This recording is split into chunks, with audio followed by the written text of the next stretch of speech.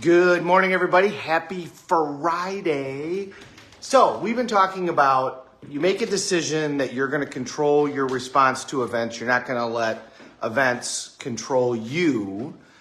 So now it's how do we do that? And we talked yesterday about that there's a triad, that there's three things that make up how we feel about anything. And those three things form a triangle or a triad. And the first is physiology. Nothing impacts how you feel about something more than your physiology. A radical change in physiology creates a radically different feeling about something, which is why professional athletes use their physiology the way that they do. And professional speakers, people getting ready to do performances, entertainment people, they do the same thing. They have rituals. They have things that put them into state, into feeling a certain way. And they use their physiology to do that at the beginning. They'll use other things too, focus, language, things we're going to talk about. But physiology is always first. If you want to feel differently, a radical change in physiology is going to change how you feel. Second thing, and the three things then are language and then focus/belief. Those make up the triangle. The base of the triangle is your physiology, then language, then focus/belief. So let's talk about language. Words matter. And, the people that say words don't matter are the ones that know the most that words matter. The way that we use language defines how we feel about something. Ask yourself, if an event happens and you call that event devastating versus inconvenient, how differently do those two words feel? So if something happens and you're constantly saying what's happening to me is horrifying, horrific, devastating, catastrophic, you use words like that, how do those words make you feel physically? And how likely are you to be resourceful when you're using language about that, about something happening to you or somebody that you care about or something that you care about?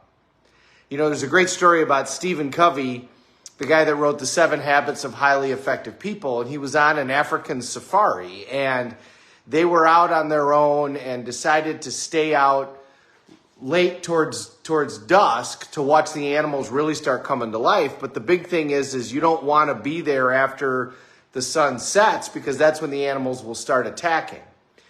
So he actually wasn't paying attention. He was busy doing something, and the vehicle had shut down, and they were having difficulty getting it started. And the lions were coming, right? The lions and the hyenas were coming.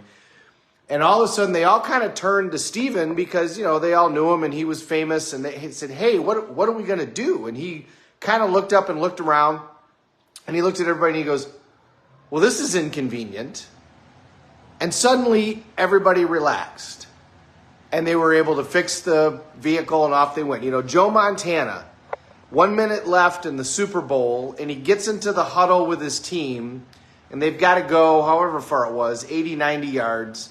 And he looks at his teammates and he says, hey, isn't that John Candy standing over there? And they all look over and they see John Candy and they all smile, and suddenly they all relax, and he marches them down the field for the first Super Bowl in San Francisco history, or at least in forever, and on the way to his great career. His change in language and change in focus, which is what we're going to talk about tomorrow, changed the way that everybody felt. So pay attention to the language that you use to describe things, especially the language that you use every day. What are you saying about things every day? How do you describe yourself? How do you describe your situation? How do you describe what's going on in your life? Do you ever celebrate what's going on in your life? Do you ever say, things are fantastic, outstanding, awesome, I'm crushing it, I'm doing great? People that say that stuff usually annoy other people because they get annoyed, why do you get to be so happy? Well, it's because they choose that's how they're going to respond. And it's also hard to be that happy because other people will get upset and be like, why, what do you got going on that you're such a big deal? So you're like, no, I'm okay. I'm down here. I'm going to be, just take it easy down here and take care of things this way. So pay attention to the language that you're dealing with. Pay attention to how you describe yourself, how you describe your situation, how you describe your outcomes on a regular basis. And focus on that. Because if you're saying that things are going great, that things are on an uptrend, that things are exciting, the same event can happen and you can say that it's devastating or you can say it's an opportunity. Great salespeople, when somebody calls up and wants to cancel whatever product it is they're selling, great salespeople always look at that and get excited and go, anytime somebody wants to cancel, it's an opportunity to sell them something else, something better. So that's why you have to look at that language you're using on a regular basis because it's going to decide how you feel. What we say matters because it defines the experience. Physiology creates a different experience in terms of what you physically feel. Focus is very important because what are you paying attention to? But language defines the experience. So if you say the experience is devastating, then in your body, that's how you feel. If you say the experience is inconvenient, if instead of being furious, you're peeved. And the great thing about that is when you're in those more relaxed states, you're just much more resourceful. We all are.